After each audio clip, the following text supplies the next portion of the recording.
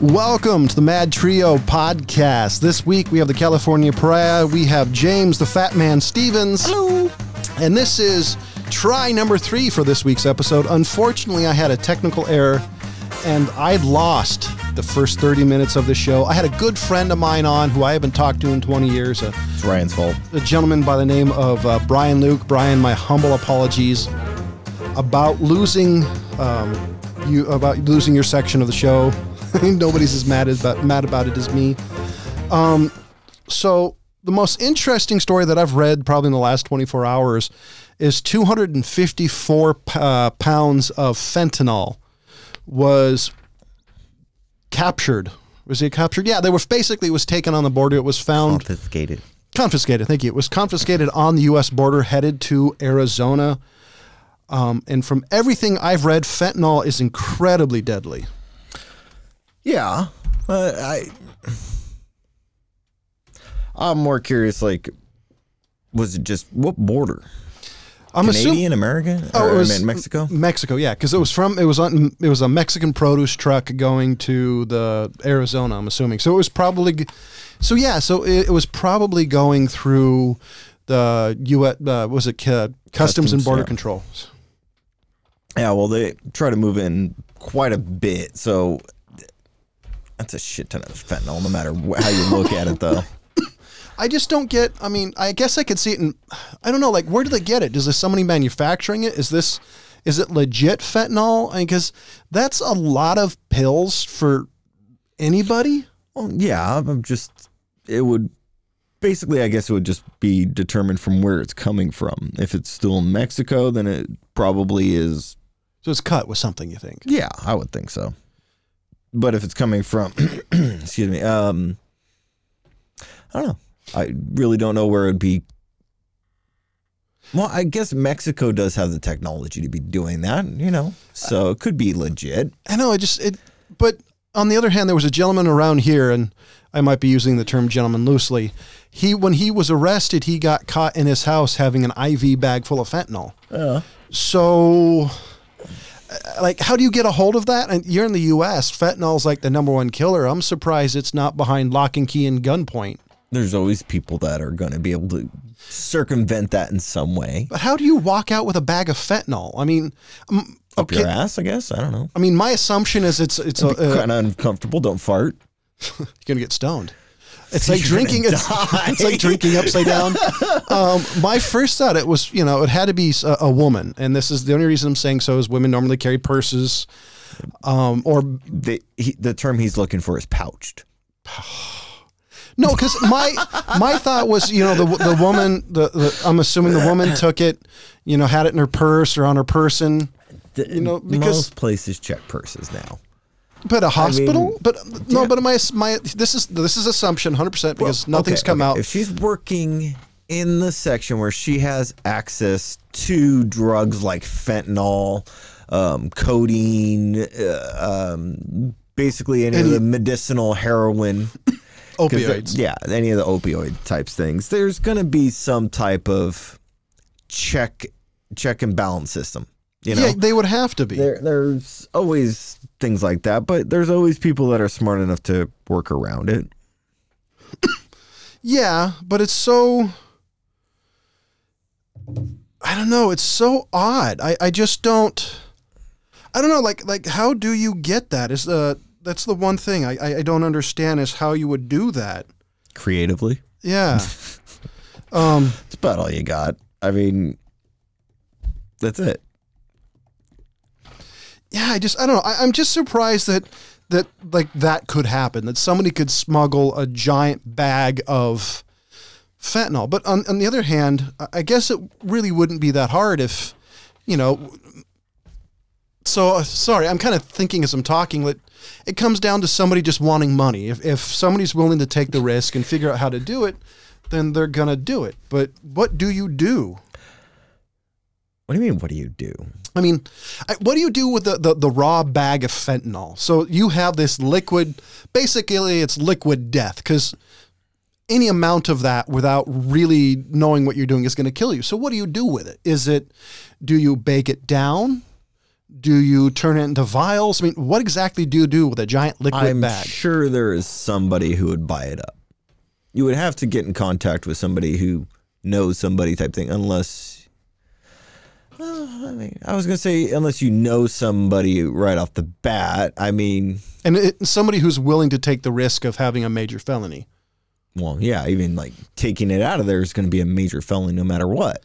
Well, because now this is a guess, because before this epidemic of fentanyl deaths, I'd never heard of it. Now, was taking fentanyl from a hospital a felony before? My assumption would be yes, but I really don't know. I would have to assume yes, because I mean they're going to categorize all drugs by different types, right? Yeah. Ladies and gentlemen, we have Matt Brewer on the phone from a couple of weeks back. Matt, how's it going? What? Hold on one second. I'm sorry. My phone's having issues. What did you say? I said, I just got home. It's my Friday. I've got a whiskey. It's a good day. Ooh, congratulations. All right. So we were talking about, they just found 254 pounds of fentanyl coming in from the Mexico border.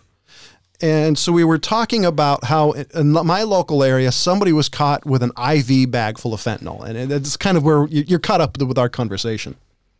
That's a lot of fentanyl.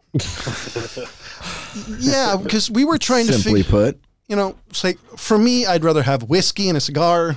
Like, I don't understand what exactly you're going to do with that much. I'm confused, because if they say like 2 milligrams can kill you, you have a giant IV bag. I mean, you're gonna have a party with 2 million of your closest friends. I mean, I'd tell you what I do, but that would make me admitting to a felony on air, and I do not want to do that. It's not. I wouldn't say technically admitting to a felony. It's using your imagination in the course of a broadcast. Oh well, I mean, if I had to do something, use with the word if hypothetically. The gun was forced to my, hypothetically, I could probably sell it. I'm going to be completely honest. But hypothetically, how would you go about doing that? I don't know that, but see, that's what I'm saying. I don't know anybody who would be willing to take the chance of handling it enough to. If it was back in my high school days, like I was the clean kid, but I know everybody. If I needed anything, I knew the people to talk to.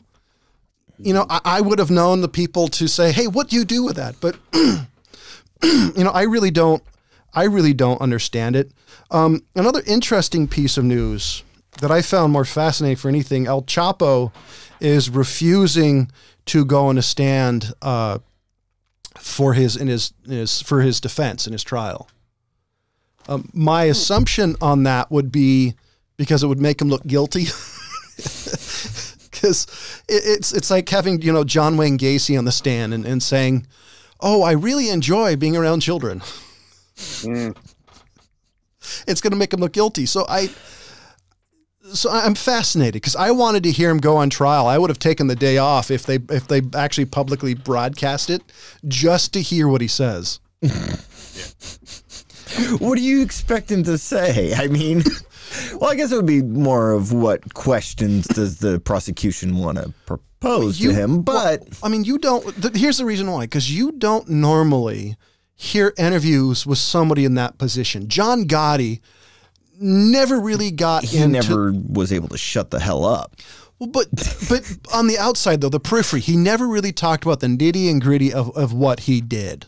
That's because he didn't do anything. Well, because you got El Chapo, who was one of the most feared people in Mexico. I thought it would be interesting. It's like watching those, in the Mind of a Murderer shows. You want to get into the mind of a guy to see like what makes him tick. And that's the reason I'd be fascinated. Like what made him become the drug guy, to kill this guy, to be one of the most ruthless drug people since, the 80s type of thing. Well, but that goes back to the oldest argument as far as that type of thing goes, is nature versus nurture. I mean, he grew up in the slums of Mexico. Yeah, true. Survival of the fittest. Yeah. So, I mean, he basically jumped on the drug trade. And I mean, that's kind of the same thing with John Gotti is, John Gotti, his dad wasn't really that well-to-do either. He mostly gambled all of his funds away. So Gotti was really kind of mad at his dad for not providing for his family. So that's why Gotti got into and went the route he did, is because he's looking at it as like, I'm going to provide for my family no matter what it takes. That's true. I would have just been interested to see Escobar. I mean, he grew up in the slums of Colombia. What do you think, Matt? Mom was a prostitute. It's funny that you mentioned Escobar, because I was going to say he's more successful than Escobar ever could have hoped to have been. But when it comes to how he conducts himself, he's a lot smarter than Escobar was, because he was just like, hey, look at me. And El Chapo, he's like, nah. Well, Escobar was more of the, oh, you guys want to prosecute me? Fuck you, I'm taking over the government. Mm-hmm. So, I mean, that's kind of the difference of it is El Chapo's like, oh, you guys want to prosecute me? I ain't saying shit. I didn't do nothing. Well, it also seemed like he kind of took it from a little bit from the American mob, which was, but the old rule of the American mob was, we don't exist, don't say anything, don't admit to it, we're just average people. And it seemed like to me that he was trying to blend in like La Casa Nostra. Everybody knew he existed, but nobody could do anything. True. Mm-hmm. I think I'll just find their own Henry Hill, and they could get a movie deal out of it.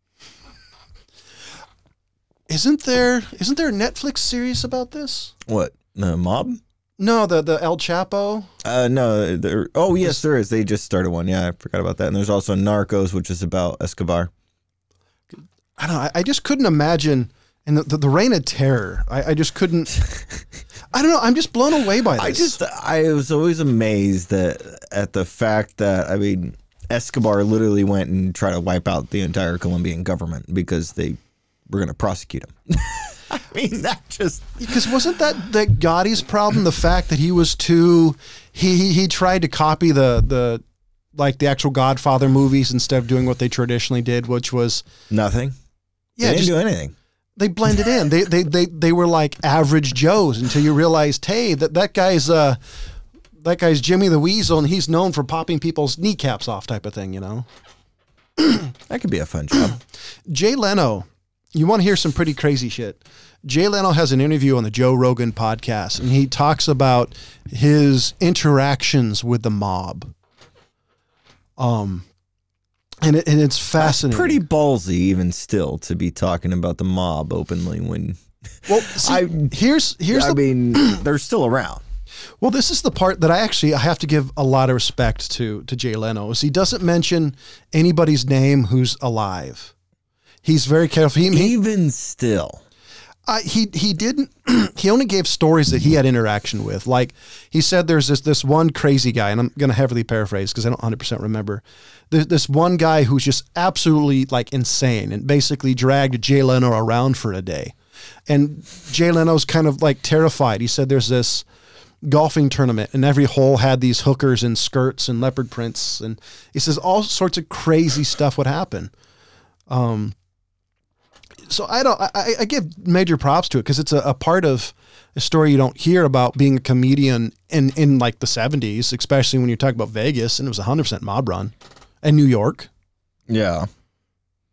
And Chicago. Yeah, in Chicago. I gotta backpedal real quick because the Escobar thing made me laugh. I just saw a thing yesterday and I couldn't stop giggling while I was at work. There's a pop-up burger restaurant in Australia that just opened called Pablo's Escoburgers. and the kicker is that the top bun comes out with a line of fake cocaine on top of it. What is I wonder what the fake cocaine is. I'm curious. That's what I'm kind of wondering too. I mean, if it was me, I'd do ground up sesame seeds. Got to keep it that opioid. The theme, yeah. I was wondering if it was going to be, was it molecular gastronomy? Oh, probably not. You're stretching there, John. Well, I mean, because every time you watch one of these cooking shows, these bozos are trying to mix these chemicals they find in the kitchen, and the judges are like, "You didn't know how to use this," Yeah.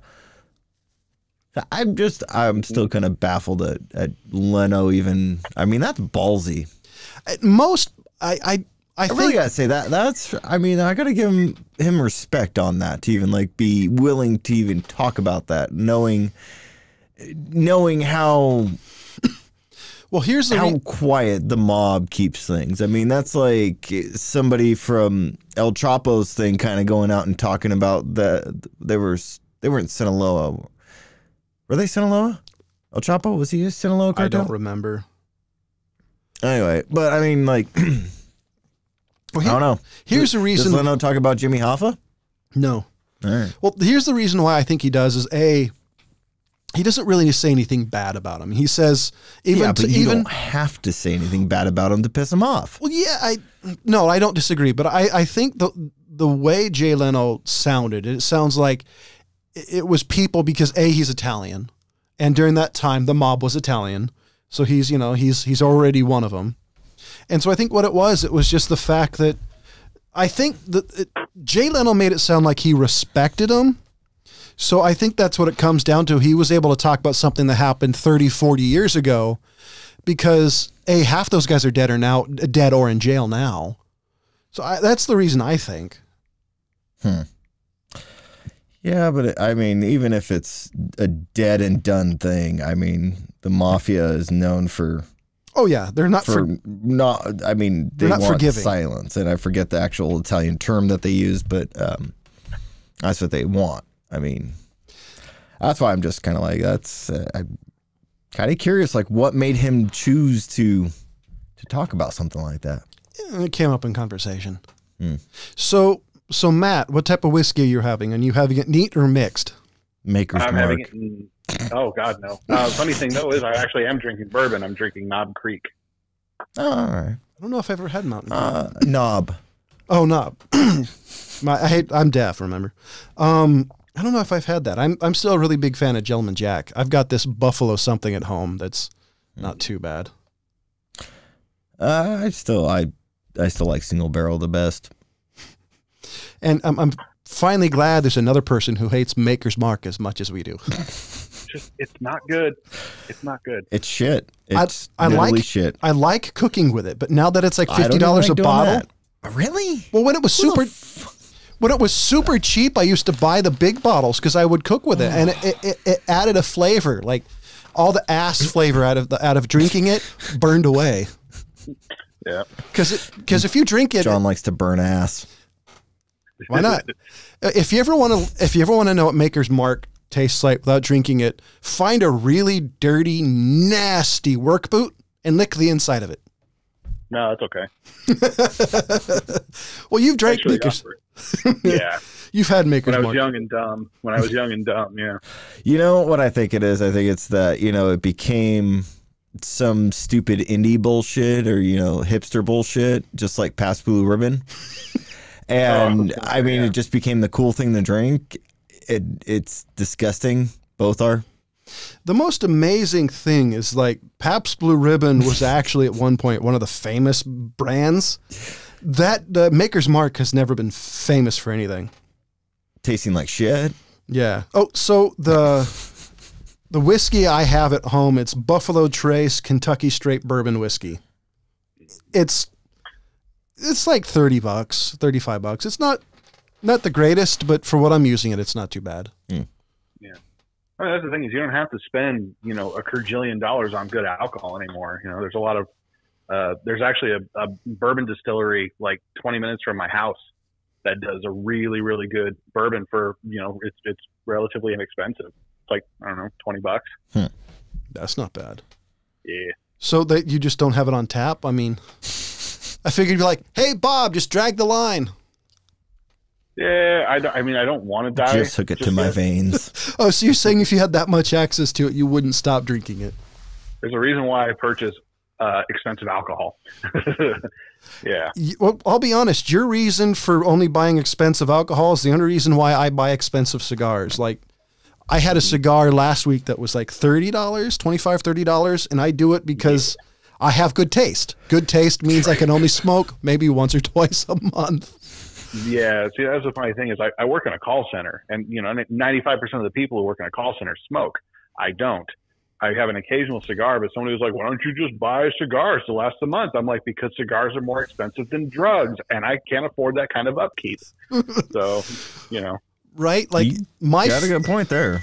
my favorite cigar right now, it's a limited edition kombucha.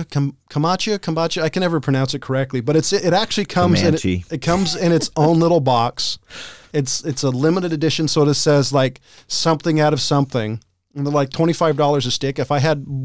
I'd be spending way more money than I'd want to if I had one for once a month. So I was talking with somebody the other day, and she was telling me her in-laws decided to go to Cuba. The thing is that there's no cell reception out there. There's no internet. So the only way that she can get a hold of these people is through their travel agent. And the travel agent says, well, I can call over there to go check on them. And the company out there that we have, it'll take them about 4 hours to track them down.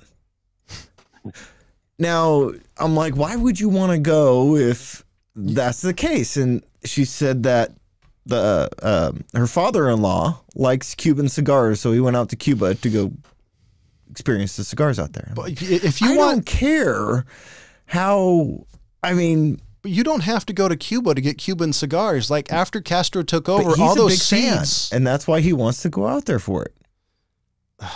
I just baffled me. So why and they were didn't- going to be out there for a whole month or something like that? And I'm like, why not get a satellite phone? I don't know. I mean, Maybe I've they seen just- reasonably priced one. Oh, reasonably priced is still fucking high. That's what I was going to say, a few $1,000s probably still. But if you're a month in the middle of nowhere, or 90 miles from Florida, but if you don't have anything, it's better than nothing. But I'm just still curious. I'm like, why would... I mean, there's a lot of people that like Cuban cigars. Well, and the thing is I don't feel the need to ever go out to Cuba for anything. So what I heard, and I was listening to something, and I've read this also. You can get rat on a stick.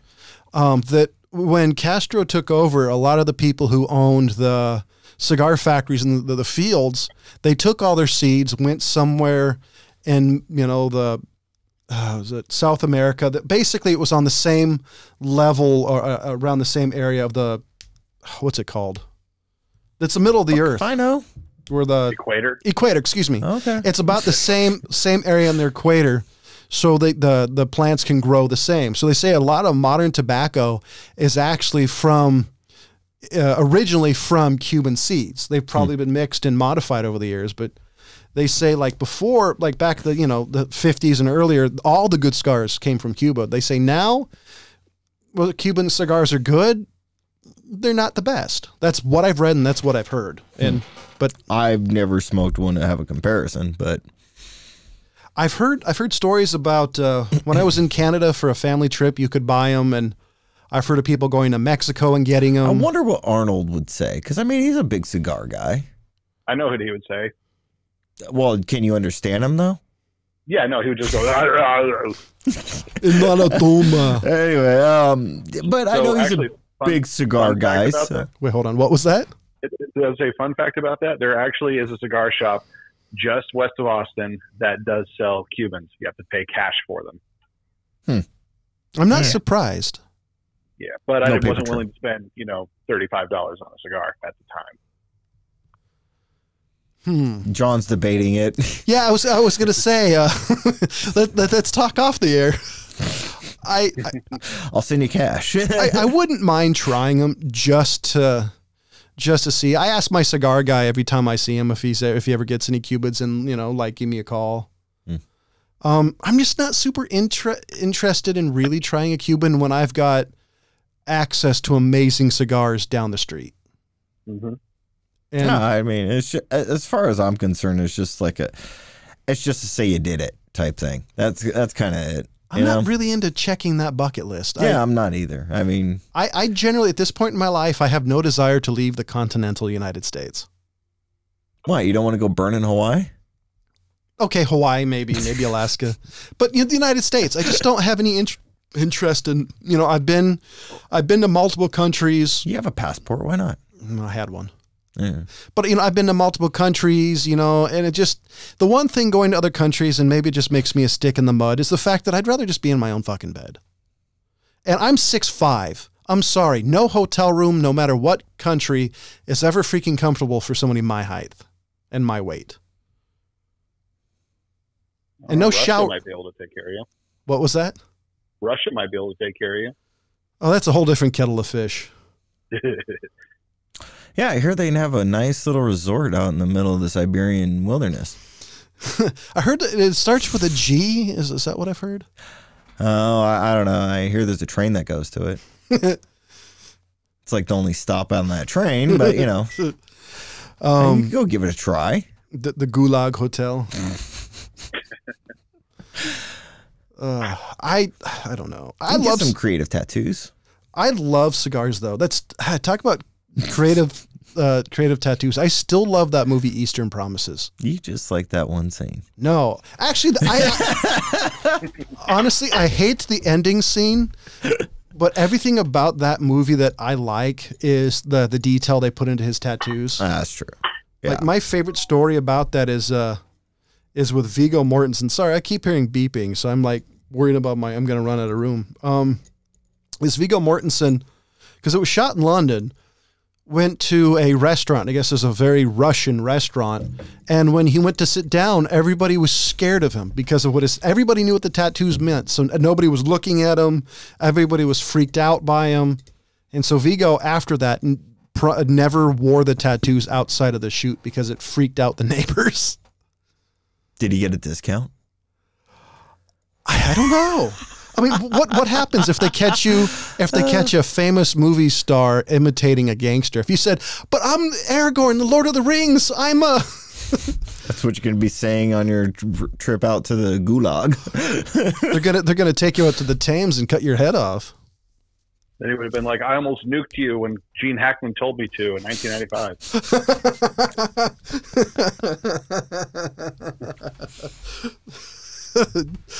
Should have. Oh. Would have made the world more interesting. Here's an interesting thing. So take this with a... Wow, I'm sorry. Whoever wrote this, you suck. Take this with a Bruce Wayne ego-sized grain of salt. But there are current rumors on the Gotham wind of Warner Brothers Animations working on a Batman Beyond animated feature film.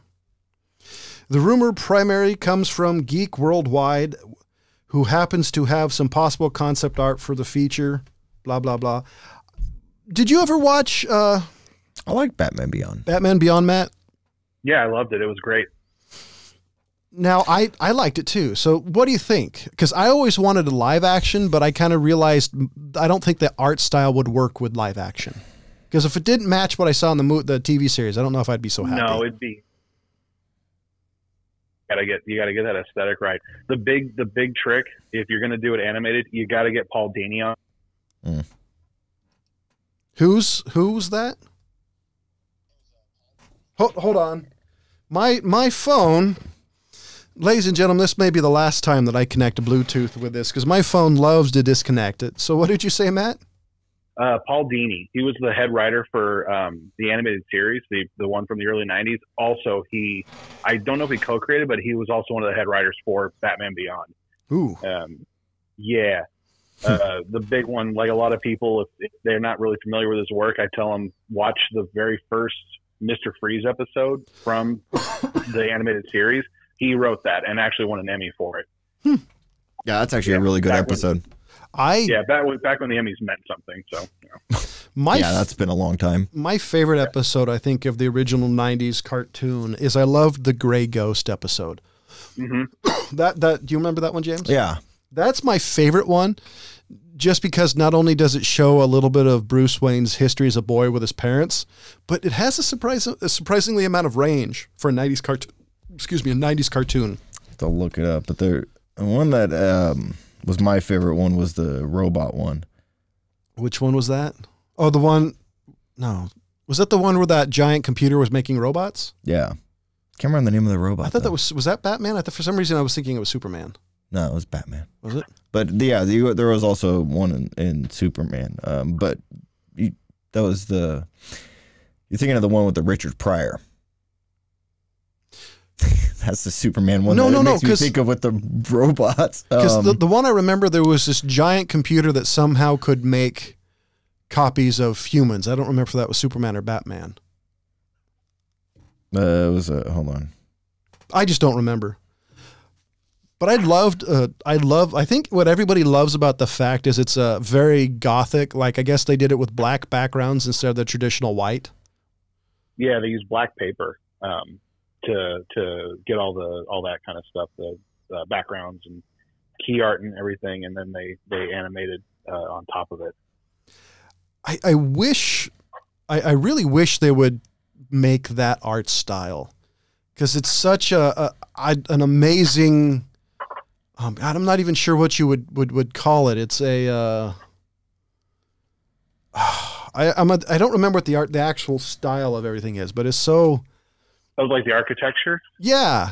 Oh, it's Art Deco. That's it, like a neo Art Deco. Mm-hmm. And I've always loved that aesthetic, even as a little kid to an adult. I love that style. Yeah, I think that's why I liked the first BioShock so much. It was all Art Deco. Yeah, I liked all of them, but the first one, the first time you actually get deep into it and you get to see everything, it was really cool. Mm-hmm. Have you played it since it came out? Me? Yeah. Oh yeah, many times. So does it still hold up? I haven't played it in years.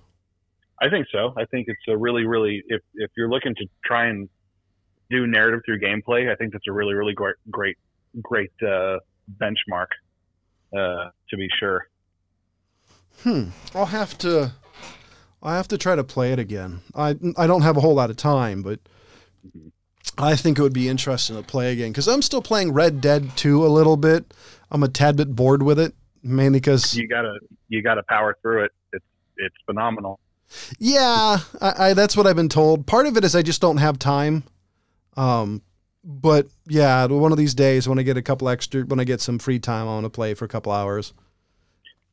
You can do like a couple things in a couple hours. That's pretty much what I've been told. Yeah. So James, I was just trying to find that episode. So got any topic? Oh, here it is. Heart of Steel. Heart of Steel? Yeah. Yeah, it's the hyper-sophisticated robot steals computer technology from a Hardak. That's the name of it. I was trying to think of it. Yeah, the Hardak episodes. Okay, yeah, that was that was my favorite ones. And I like the first one with what was it, Goa'uld's daughter? Oh, Ra's al Ghul? Yeah, anything was on Ra's al Ghul I liked, especially the first couple of ones where they introduce him, I thought were really cool. Yeah, and there's the one of my favorite ones from that series was also the Lion and the Unicorn. That was the one where they were trying to get the information out of Alfred, because he was the spy from way back when, and they split up the key codes. No, I don't remember this one. Between the two of them, you don't remember that one? Which season? The Lion and the Unicorn. I'm gonna have to. That was in the middle of this. Because I have season 1 and 2. Do you remember that one? Hello, Matt. I'm here. Do you remember the Lion and the Unicorn one? If I got a plot synopsis, I probably would. It's been a really long time since I've seen the series, which makes me sad because I own the entire thing. Yeah. It was actually the last episode of the whole series. Yeah, Red Claw kidnaps an old colleague of Alfred from the British Secret Service to gain access to a hidden missile silo. And him and the other agent from there, they split up the code between them, but the code sounded like gibberish when you only had half. So they were just torturing him, trying to get the information out of him. You don't remember that one? It was the last episode. I didn't realize it was the last episode. I do remember that now. Yeah, I do. It's been a while, but I'm like, oh, yeah. No, I do remember. I might not have actually watched that episode, because for a while around here, it was kind of like, I swear they changed stations and I couldn't get there was something funky with it, because I don't think I finished the series, because that one doesn't stand out. Yeah, that one was a good one. But yeah, those would have to be my two favorite sections of it. I also like the one where he goes undercover at that the mine. Yeah, the mine. Yeah, that's That one another was a great really episode. cool one, That's a too. fairly early on too. And he like one, loses too. part of his memory and shit.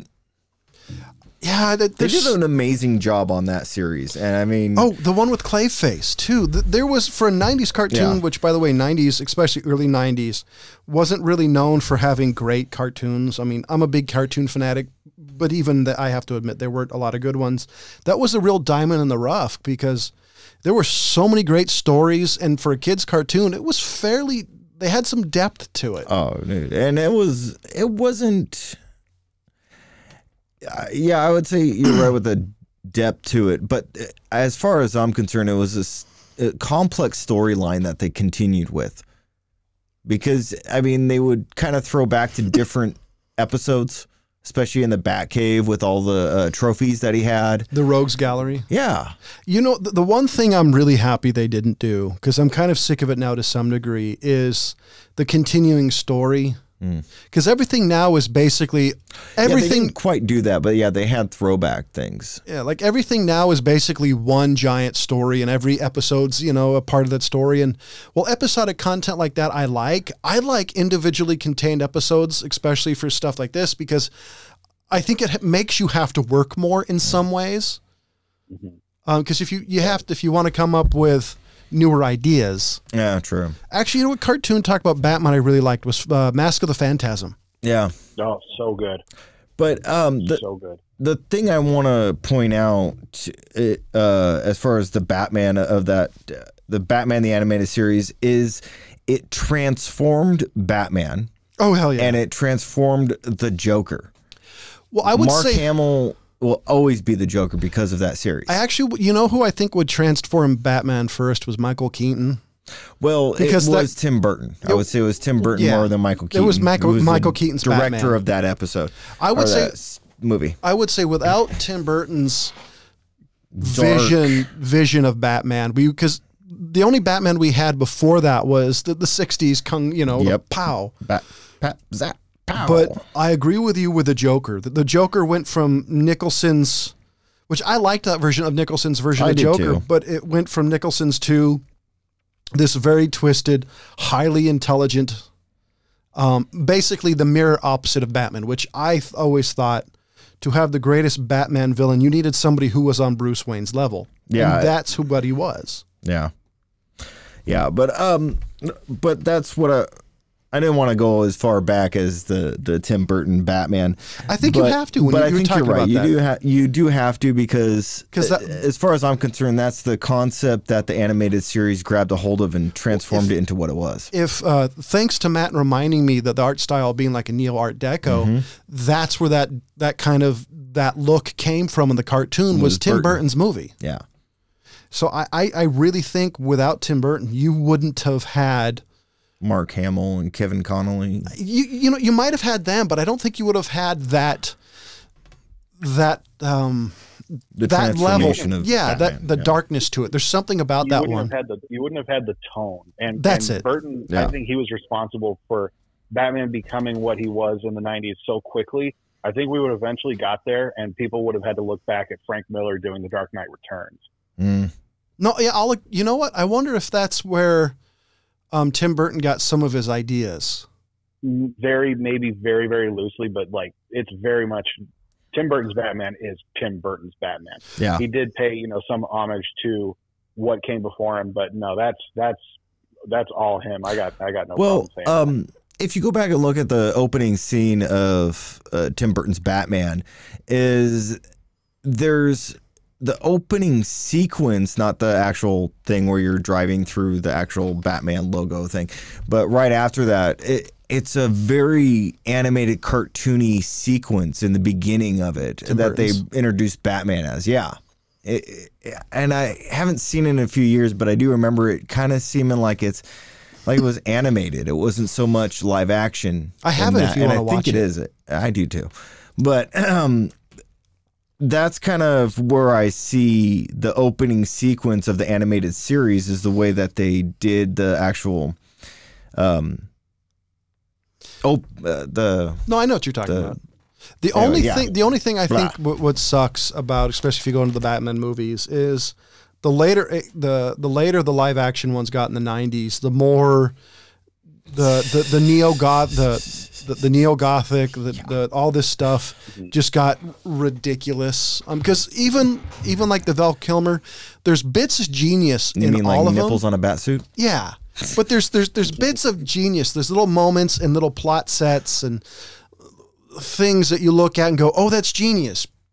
Because like they're trying to keep the style of the first one, but they just all suck. I would personally. What was that? Oh, go ahead. No, I was going to say, funny thing about that is that Schumacher actually introduced kind of a headcanon that I subscribe to. He said that I don't know if it's a cop out, it probably is, but I really, really like where he was going with it, was that the Batman Forever and Batman and Robin, he said the way he wanted to make those was if people in Tim Burton's Batman universe went to go see movies about Batman, like how ridiculous they would be. That actually explains a lot. Wait a minute. Oh, hang on.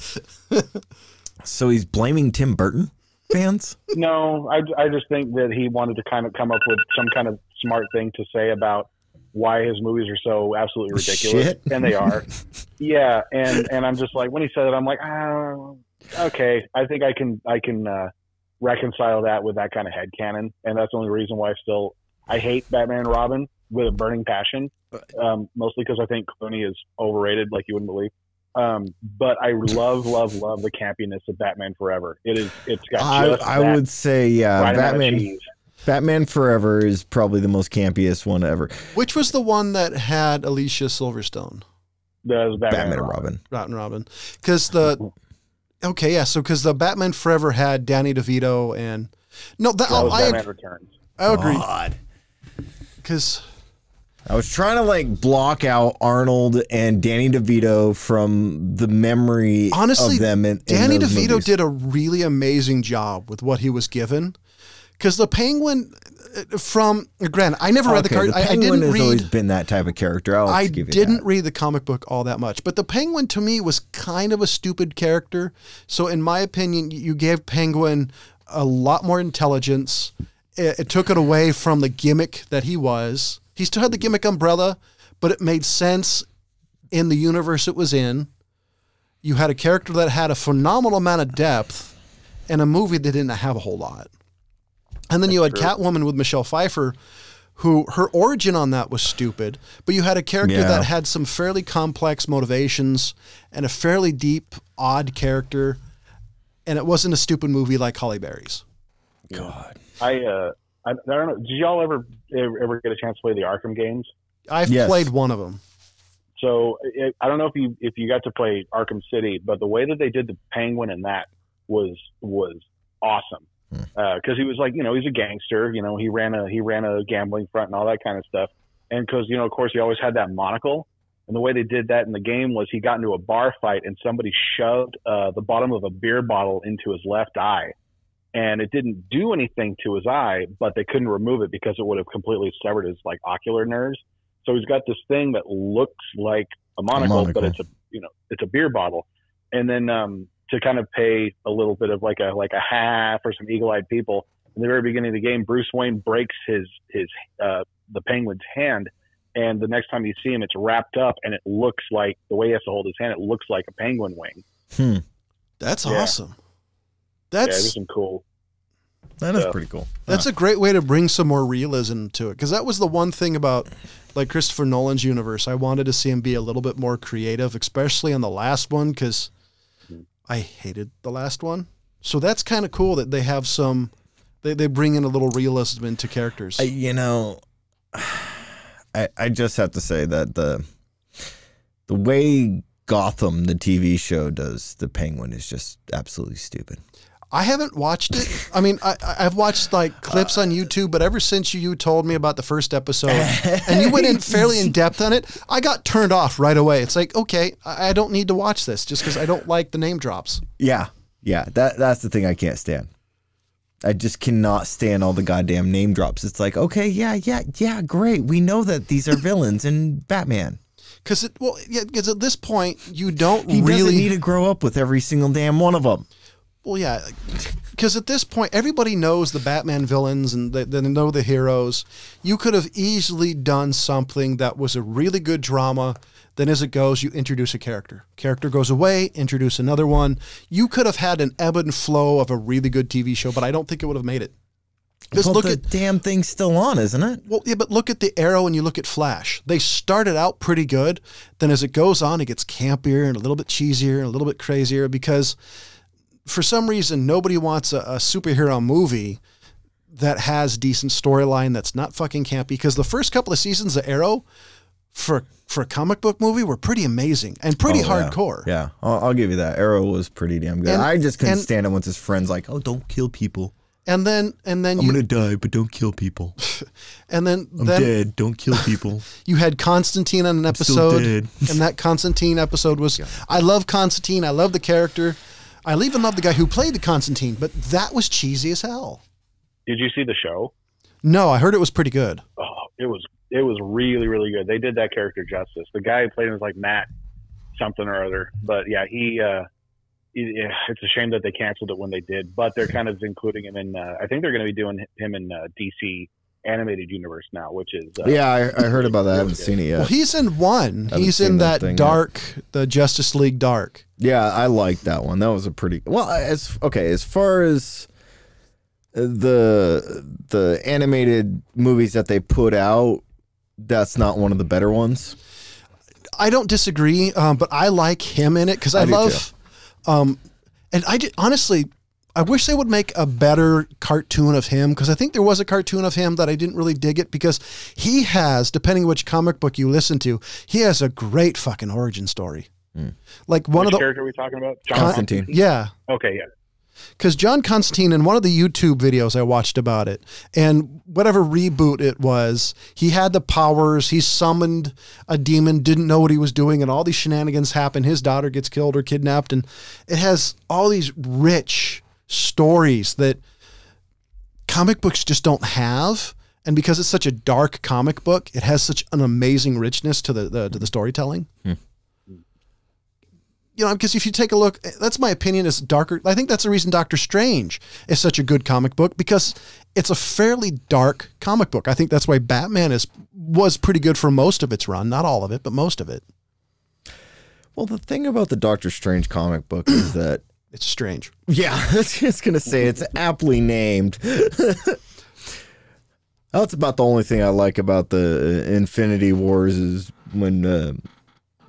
Doctor Strange turns over to Peter Parker and goes, I'm Doctor Strange. Oh, we're doing fake names again? Oh, sorry. I love that Peter Parker, because he's this... Because I originally thought that Toby was a pretty good mouthy Spider-Man. No, this guy takes the cake. He doesn't shut up, which is perfect. Yeah, I'll give you that. I actually finally just saw, I think it was maybe 3 or 4 weeks ago, I finally saw Infinity War. Same here. Sit down and watch it, and I like it. Everybody, yeah, I liked it a lot. There was one thing I would have changed, and the death that made everybody get post-traumatic stress disorder isn't the one that hit me the hardest, which is really, really funny. So which one?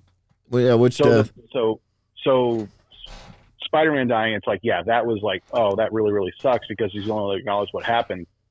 But the one that got me the not really like hit me in the feels, but it really hit me in the feels, was Bucky, because he was the first one, and the reaction Steve Rogers had when Bucky, he just says Steve, and he falls to the ground, turns to ash, and Steve Rogers goes over and he picks up 2 handfuls of his best friend and doesn't say anything. I was like, oh, that's so good. Like, and it's such a quick thing that happened. The only other thing I would have changed was Wanda Maximoff. Scarlet Witch shouldn't have died, because she had to watch Vision die twice in about 3 minutes. And to keep her alive would have made for a really dark story arc in the next movie. Oh, yeah. By the way, 2 handfuls of my best friend would be a really good band name. Well, right? A punk band, 2 handfuls of my best friend. Right. But yeah, like that's like that. I think that hit me the most, because like my best friend, like at this point in time, like we've known each other as long as Bucky and Steve knew each other in the first Captain America movie. Like we've been friends more than half of our lives. So that, I think that for me, that was kind of like, I was able to relate to that a lot more. and I think that's why it got me. So I must be a bit of a psychopath because nothing bothered me in that movie. I've heard so many people like, oh, this is terrible, and I just watch it and I'm like, meh. They'll die. Who gives a shit? I'm kind of with James. Like, I watch these movies and they don't affect me. I watch Johnny Five almost die and I'm crying my head off. I watch the movie About Time. It's kind of a chick flick and I start crying in the middle of that movie. But I can watch a guy get his head cut off or his best friend turn into dust. Won't fucking affect me at all. Yeah. I gotta. You know, that might be because we've watched Ichi the Killer. This is true. Have you seen Ichi the Killer? I haven't, but it sounds like something I need to. Oh yes, you gotta. Oh yes, you should. You gotta watch it. It's a fun movie. It's a delightful Are you married? romp. No, he's not. Okay, good. Me, no. I was gonna say, don't have your significant other watch it with you. Did you ever have your ex watch it? No, that wasn't one we picked for the TV for the podcast. You know, now if I could rewind time, instead of picking Under Siege, I totally would have picked Ichi the Killer. That should have been my rebuttal to Rob picking freaking Das Boot. Oh God, I hate that movie. What, Ichi the Killer? That's a great movie. No, Das Boot. Das Boot. I was gonna say. All right. I love Ichi the Killer, but Das Boot is the most boring boat movie ever. Oh. I've never seen Titanic, and Titanic would have been a delightful romp. Have you seen Kung Fu Hustle? Me? Yeah. Oh God, yeah, like eight or nine times. I love all that right, you'll love Ichi the Killer. Okay, good. Yeah, I love Kung Fu Hustle, Shaolin Soccer. I love that stuff. It's I would say it's like Kung Fu Hustle meets Hannibal Lecter. Oh well, hell, I'm gonna go and find it right now. All right, I'm a little bit off, but I think I think I could just. All right, no. I think I can deal with you doing that. I think we should let him experience it. Then after he watches it, be on the show and tell us what he thinks. Because the way it's going, Ryan's going to miss another day at some point. Yeah. God, it's funny. Like the way I've been watching movies 30 minutes at a time.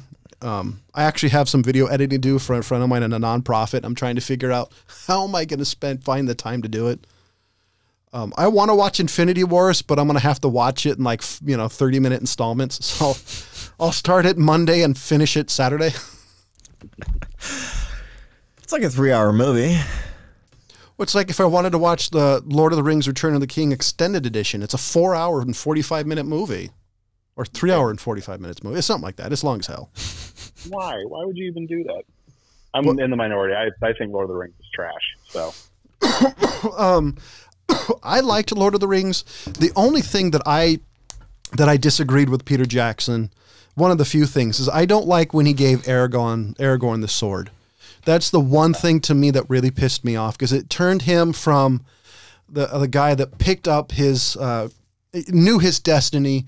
He picked up the crown, knowing what he was supposed to do, and turned him into a reluctant hero, which kind of pissed me off. Because in the books, he's a guy that it's like, okay, it's time for me to put away the ranger and pick up the king. And the heralds, angels come down and blah, blah, blah. And this one, he's like, I don't want the sword, man. Take the sword. Yeah, and that pissed me off. Yeah. And Frodo does not whine as much as is in the book as Elijah Woods does in the movie. Yeah, but I didn't like Elijah Wood until Green Street Hooligans and Everything's Illuminated. Mm-hmm. Have you seen Green Street Hooligans or Everything's Illuminated, Matt? Mm-mm. It sounds like more stuff, more homework I need to do. I was gonna say, you just listen to us talk, you're gonna have a shit ton of homework. Let me put it this way: Everything Was Illuminated is what really made me love Elijah Woods as an actor. Mm-hmm. It is my favorite movie he has ever done. It's an absolute amazing movie. It's a tearjerker, but it's amazing. Let me put it this way: so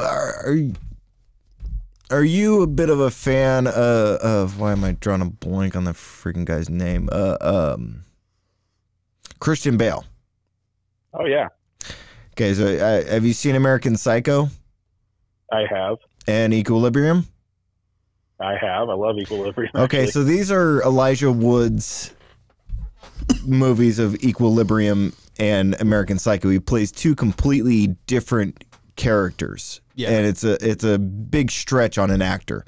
So that would be what Elijah Wood's equivalent of those two movies are, is Green Street Hooligans and Everything is Illuminated. I like Green Street.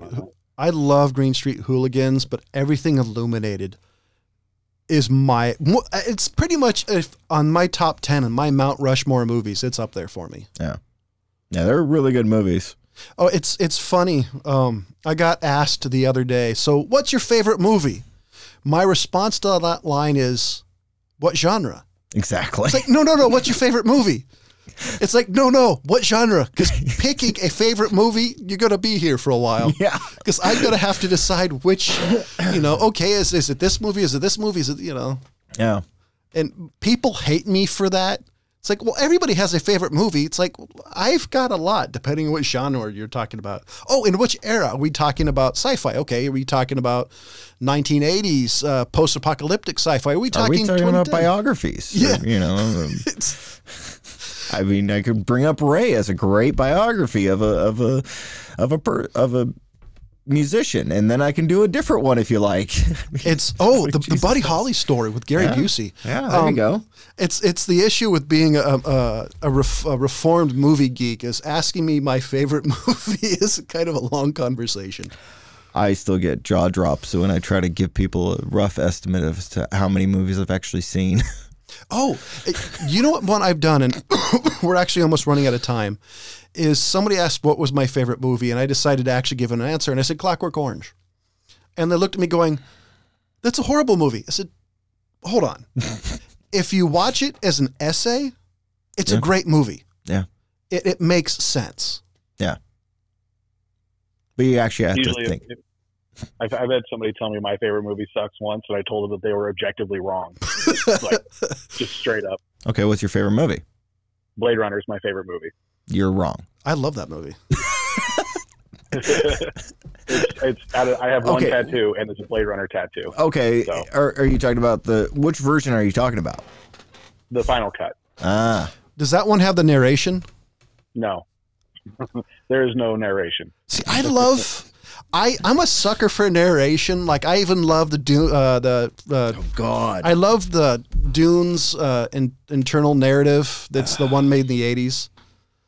Oh yeah, David Lynch's. Yes, I love that because I love the internal monologue, and I picked that once for Real Flicks Reviews, and I got crap for 30 minutes about why did you pick such a crappy movie, and why does a guy have such an over dramatic internal monologue? Nobody is that ridiculous. I must not fear death, fears the mind killer, fears a little death, all that stuff. Yeah. But the problem is the book. What's that? Oh, go ahead. The book go ahead. The book reads just like that though. Oh, I guarantee it does. Yeah. Did you see that that Dune is getting remade? Yes. So Yeah. Can you tell how excited I am by that prospect? So here's my question, and it really is David Lynch's Dune. Beautiful movie. Actually looks like the book reads, but it's as far as the book is War and Peace is from a comedy. And then you had you had the Sci-Fi Channel's Dune, which was almost dead on from the book. God. But it was the graphics were so badly done that they were using rear projection in the walking scenes, and it actually looked like it was a 60s comedy. It looked like Night at the Roxbury when they're like bobbing their head back and forth. So I don't know why the world needs another Dune. Now, is this a different story? Or is this just the reboot of the Kwisatz Haderach? Because they don't need to do that. Never, ever. Oh, that'd be a good album title. The reboot of the Kwisatz Haderach. That'd be a great album title. The question... I'm kind of... Oh, go ahead. Nobody would be able to spell it. That's true. I'm actually kind of excited for it because the fellow who's directing it is Denis Villeneuve, who did Blade Runner 2049, Sicario, Arrival. Some of the best sci-fi of the last few years. And they're giving it to him. That's on my list of movies. Go watch Altered Carbon. Way better. Honestly, I'd rather. I'm looking forward to seeing the new Blade Runner, but it's another movie I'm going to have to start on Sunday and finish on Saturday. So, Yeah. I was going to just bring up a whole nother tangent, but we'll move on. So, ladies and gentlemen, unfortunately, I saved the day from James's tangent because the time is telling me it's going. So we want to thank Matt Brewer for saving the day once again and coming in to help this trio because, to be honest, we work better as a trio than we do a duo. I was going to say, we're basically a duo these days. Ryan, you're a bitch. So there's a good chance in the near future we may have Matt on more often. And I like Matt because you can have a conversation and I'm not trying to go, Ryan. I sound like Stewie Griffin half the time. Going mom, mother. So ladies and gentlemen, for Jonathan Charney, James Stevens, and Matthew Brewer, as always, thank you for listening. Goodbye. Bye.